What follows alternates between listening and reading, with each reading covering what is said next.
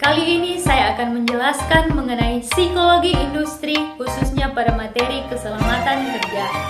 Sebelumnya, perkenalkan nama saya Ana Jessica Worang dengan NIM 1906 1102 073, Universitas Samratulangi Manado, Fakultas Ekonomi dan Bisnis. Mari kita simak penjelasan berikut ini.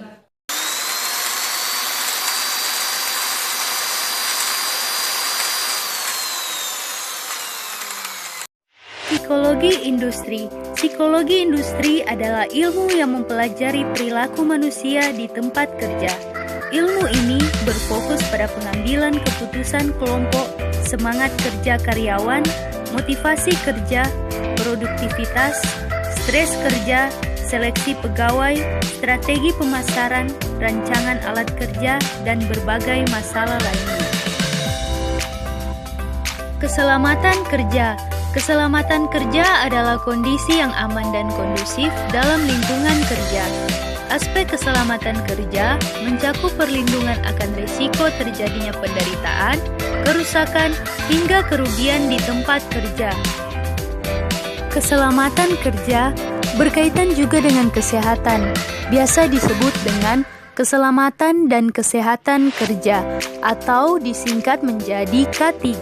Keselamatan kesehatan kerja atau K3 adalah upaya perlindungan yang ditujukan agar tenaga kerja dan orang lainnya di tempat kerja atau perusahaan selalu dalam keadaan selamat dan sehat, serta agar setiap sumber produksi dapat digunakan secara aman dan efisien.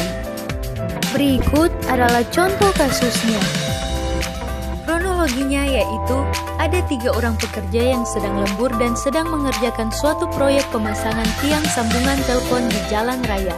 Kecelakaan kerja yang terjadi akibat kelalaian dan kurang lengkapnya peralatan keselamatan kerja yang digunakan oleh 3 orang pekerja ini.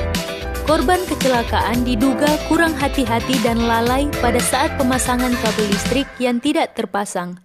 Setelah itu, kabel listrik tersebut menyentuh tiang listrik yang sedang dipijak oleh para pekerja.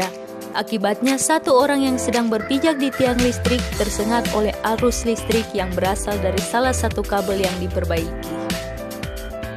Solusinya yaitu, dalam setiap pekerjaan yang kita lakukan pasti akan selalu mengandung resiko bahaya kecelakaan kerja masing-masing, baik ringan maupun berat, dan bisa juga menyebabkan kematian.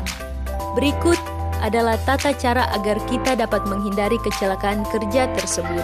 Yang pertama, ikuti prosedur keselamatan kerja yang ada. Kedua, pakai perlengkapan kerja yang masih layak dipakai.